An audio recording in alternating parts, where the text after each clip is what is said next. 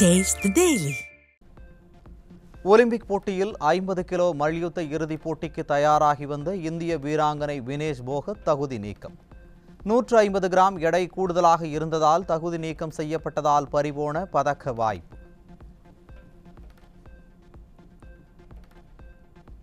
Olympic மல்யுத்தத்தில் பல்வேறு போராட்டங்களை கடந்து இறுதி சுற்று வரை முன்னேறிய வினேஷ் போகத்துக்கு அதிமுக பொதுச்செயலாளர் பாராட்டு.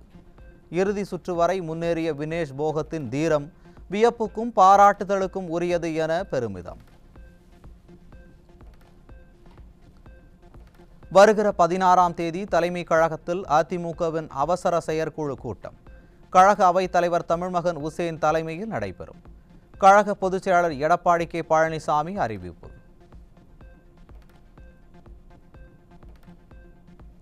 வரும் 9ஆம் தேதி நடைபெறுவதாக இருந்த தலைமை கழக செயலாளர்கள் மாவட்ட கழக செயலாளர்கள் கூட்டம் ஒத்திவைப்பு. அதிமுக தலைமை கழகம் அறிவிப்பு. சென்னை பசுமை வழிச்சாலையில் அதிமுக பொதுச்செயலாளர் எடப்பாடி கே பழனிசாமி முன்னிலையில் கழகத்தில் இணைந்த பன்னீர் ஆதரவாளர்கள் உள்ளிட்ட 200 பேர். முன்னாள் அமைச்சர் மாதவரம் மூர்த்தி ஏற்பாட்டில் கழகத்தில் இணைந்தவர்களை வாழ்த்தி வரவேற்ற கழக பொதுச் செயலாளர். விஐடி வேந்தர் கல்வி கோ முனைவர் விஸ்வநாதனுக்கு பாராட்டு விழா நிகழ்ச்சி. முன்னாள் அமைச்சர்கள் எஸ்பி வேலுமணி மற்றும் KA செங்கோட்டையன் ஆகியோர் கலந்து கொண்டு வாழ்த்துக்களையும் பாராட்டுகளையும் தெரிவித்தனர். விடியா திமுக ஆட்சியில் அனைத்து விதமான கட்டணங்களும் உயர்த்தப்பட்டுள்ளதால் மக்கள் கடுமையாக பாதிக்கப்பட்டுள்ளதாக குற்றச்சாட்டு. தமிழக மக்கள் அதிமுக பொதுச் செயலாளர் எடப்பாடி கே பழனிசாமியின் ஆட்சியை எதிர்பார்த்து காத்திருப்பதாக முன்னாள் அமைச்சர் எஸ்பி வேலுமணி பேட்டி. இன்றைக்கு சொத்து வரி, அத்தியாவசிய பொருட்கள் எல்லாம் இன்னைக்கு கடுமையான விலை உயர்வு, இன்றைக்கு மக்கள் மிகவும் வருத்தத்தில் இருக்கிறார்கள். ஆகவே அதையெல்லாம் உடனடியாக ரத்து செய்ய வேண்டும். இன்றைக்கு இருக்க சூழ்நிலையிலே தமிழ்நாட்டு மக்கள் கடுமையாக பாதிக்கப்பட்டிருக்கிறார்கள். நாடாளுமன்ற தேர்தல் என்பது மத்தியிலே யார் வருவது என்பதற்காக நடக்கக்கூடிய தேர்தல். ஆனால் மாநிலத்தில் நடக்கக்கூடிய சட்டமன்ற தேர்தல், வருகின்ற சட்டமன்ற தேர்தலில் கண்டிப்பாக அம்மா அரசு எடப்பாடி தன் திட்டங்களுக்காக கண்டிப்பாக அதிமுக ஆட்சி கண்டிப்பாக மலரும். கோவையில் முன்னாள் அமைச்சரும் அதிமுக தலைமை நிலைய செயலாளருமான எஸ்பி வேலுமணி தலைமையில் நடைபெற்ற கழக செயல் வீரர்கள் கூட்டம். முன்னாள் அமைச்சரிடம் மின்னணு கழக உறுப்பினர் அடையாள அட்டையை பெற்றுக்கொண்ட நிர்வாகிகள்.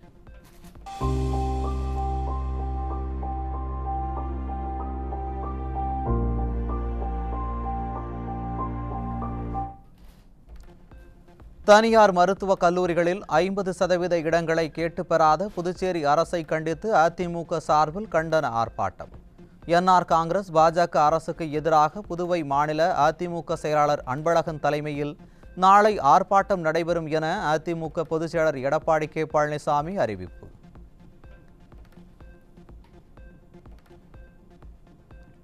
கேரள மாநில முதல்வர் பினராயி விஜயனுடன் அதிமுக தலைமை நிலைய செயலாளர் எஸ்பி வேலுமணி சந்திப்பு. வயநாட்டில் நிலச்சரிவால் பாதிக்கப்பட்ட மக்களுக்கு அதிமுக சார்பில் 1 கோடி ரூபாய்க்கான காசோலையை வழங்கினார். கொரோனா காலத்தில் திண்டிவனம் மார்க்கமாக விழுப்புரத்திற்கு இயக்கப்பட்ட மின்சார ரயில்கள் ரத்து செய்யப்பட்டது பற்றி மாநிலங்களவையில் அதிமுக MP CV சண்முகம் பேச்சு. சென்னை எழும்பூரில் இருந்து செங்கல்பட்டு வரை இயக்கப்படும் மின்சார ரயில்களை விழுப்புரம் வரை இயக்க மத்திய அரசுக்கு வலியுறுத்தல். The main idea behind electrification and doubling is to make available more train services for the daily users.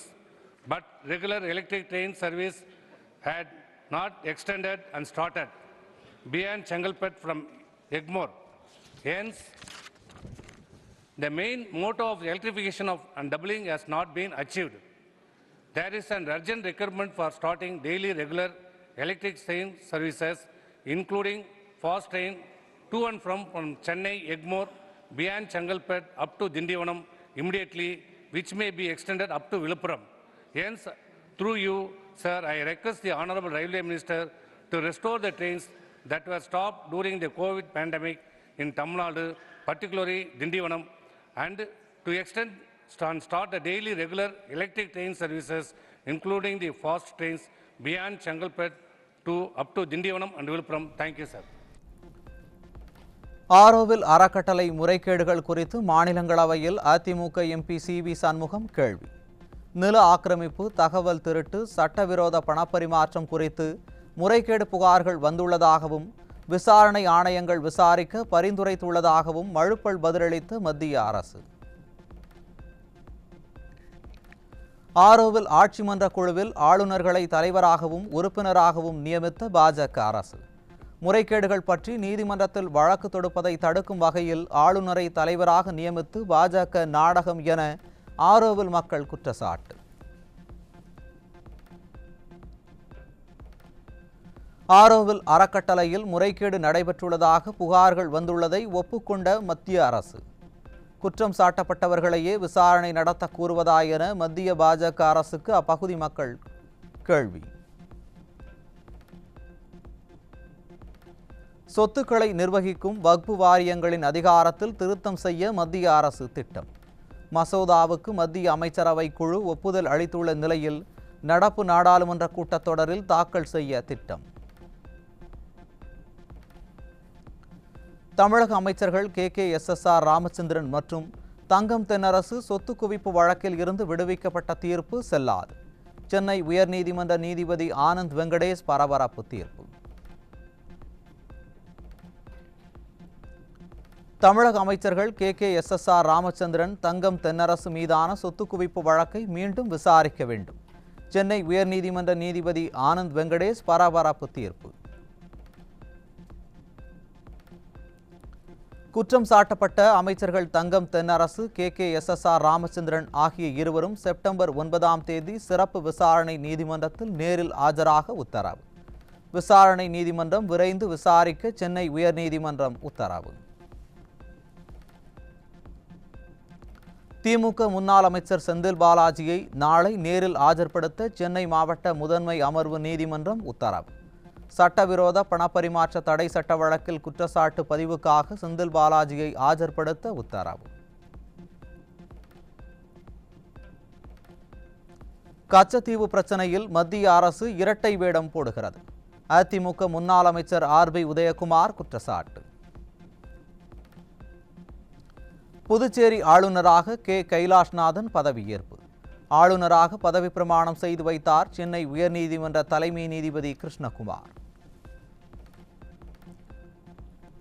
Chennai Otteri அருகே கஞ்சா வியாபாரி குறித்து போலீசாருக்கு துப்பு கொடுத்த இளைஞர் மீது தாக்குதல்.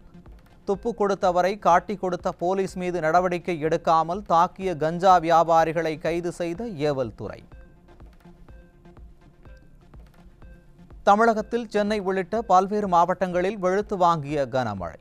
வெப்பம் தணிந்து குளிர்ச்சியான சூழல் நிலவியதால் பொதுமக்கள், விவசாயிகள் மகிழ்ச்சி.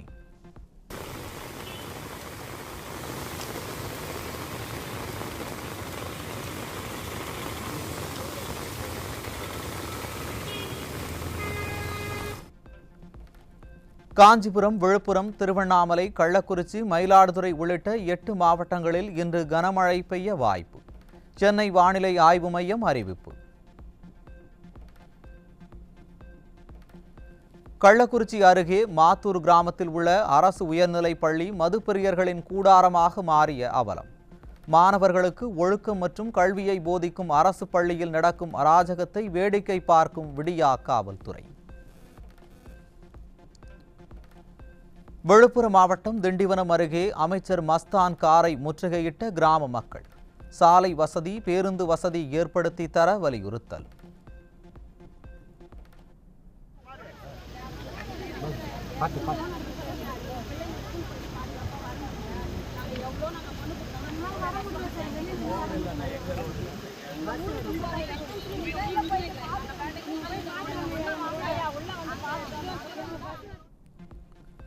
ராமநாதபுரம் மாவட்டம் பரமக்குடி அருகே அரசு விழாவில் திமுக மாவட்ட செயலாளர் ஆதரவாளர்கள் மற்றும் அமைச்சர் கண்ணப்பன் ஆதரவாளர்கள் இடையே தள்ளுமுள்ளு. அரசு நிகழ்ச்சியில் தகராறு செய்வதையே திமுகவினர் வாடிக்கையாக கொண்டிருப்பதாக மக்கள் காட்டம்.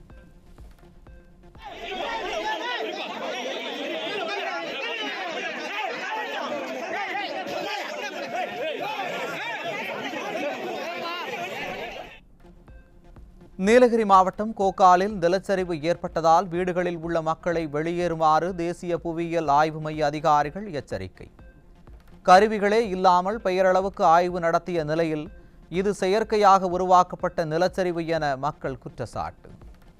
இந்த ஹாஸ்பிட்டலில் ஒரு சுமார் 30-40 அடிக்கு மண் எடுத்து இருக்கிற பழைய பில்டிங்கு ரிவிட்மெண்ட் எல்லாம் இடித்து மரங்களை வெட்டி கடத்தினது, வெட்டி பாறைகளெல்லாம் உடைத்தது தான் இதுக்கு முக்கியமான காரணம்.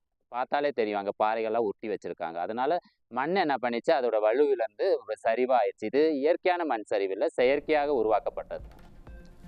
ஈரோடு மாவட்டம் அந்தியூர் குருநாத சுவாமி கோவிலில் விமர்சையாக நடைபெற்ற ஆடி தேர் திருவிழா. ஆயிரக்கணக்கான பக்தர்கள் பங்கேற்று தேரை வடம் பிடித்து இழுத்து சாமி தரிசனம்.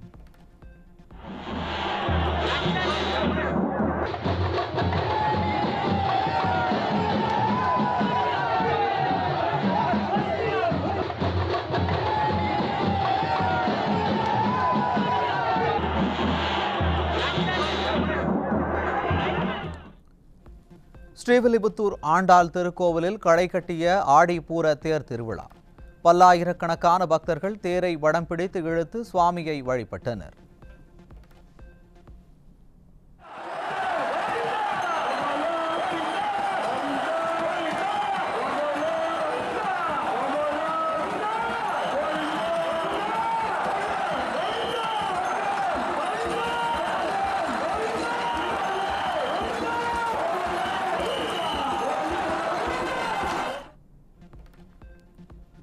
தமிழகத்தில் பல்வேறு கோவில்களில் ஆடி மாத திருவிழா கோலாகலம். ஏராளமான பக்தர்கள் பங்கேற்று சுவாமி தரிசனம்.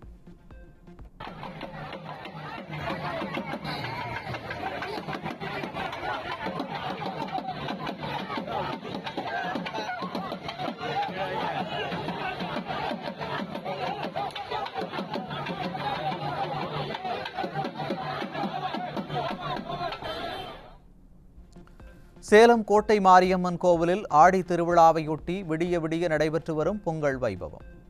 உருளு தண்டம் செய்து தங்களது நேர்த்திக் கடனை நிறைவேற்றிய பக்தர்கள் நீண்ட வரிசையில் நின்று தரிசனம். நாகப்பட்டினம் மாவட்டம் நாகூர் தர்கா கந்தூரி விழா கொடியேற்றத்துடன் தொடக்கம்.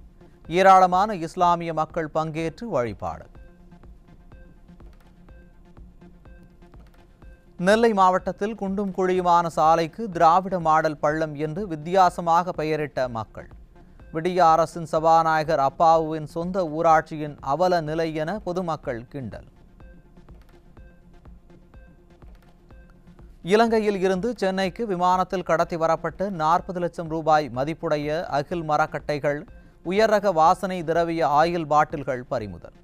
சூட்கேஸுக்குள் மறைத்து வைத்து கடத்தி வந்த இலங்கை பயணிகள் 2 பேரிடம் சுங்க அதிகாரிகள் விசாரணை. கோவை பெரியநாயக்கன் பாளையம் பத்திரப்பதிவு அலுவலகத்தில் லஞ்ச ஒழிப்புத்துறையினர் ரெய்டு. அதிக அளவில் லஞ்சம் பெறுவதாக வந்த புகாரை அடுத்து பயணியாளர்களிடம் அதிகாரிகள் விசாரணை. திருவண்ணாமலை மாவட்டம் செய்யாறு அருகே 5 கோவில்களின் பூட்டை உடைத்து நகை மற்றும் பணம் கொள்ளை. விடியா திமுக ஆட்சியில் நடைபெறும் கொள்ளை சம்பவங்களால் பொதுமக்கள் அச்சம்.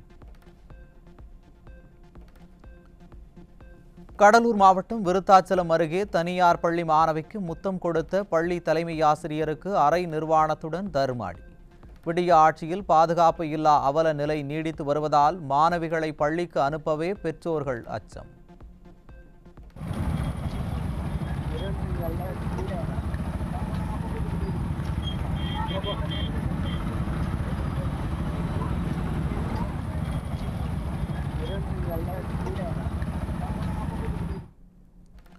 கடலூர் மாவட்டம் சிதம்பரம் அருகே சிறுமிக்கு பாலியல் தொல்லை கொடுத்த சிறுவன் உட்பட 2 போக்சோவில் சிக்கினர். விடிய ஆட்சியில் சிறுமிகளுக்கு பாதுகாப்பு இல்லா அவலம். கன்னியாகுமரி, நெல்லை மாவட்டங்களில் ஆபாச செயலி மூலம் பணம், நகை பறித்த கும்பலைச் சேர்ந்த ஒருவன் சிக்கினார். ஆபாச செயலியை தடை செய்யாமல் விடிய அரசு காவல்துறை தூங்கிக் கொண்டு இருக்கிறதா என மக்கள் கேள்வி.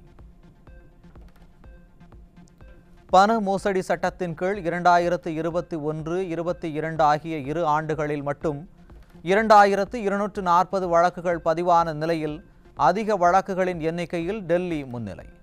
அமலாக்கத்துறையை பாஜக அரசு அரசியல் காழ்ப்புணர்ச்சிக்காக பயன்படுத்துவதாக மக்கள் வேதனை.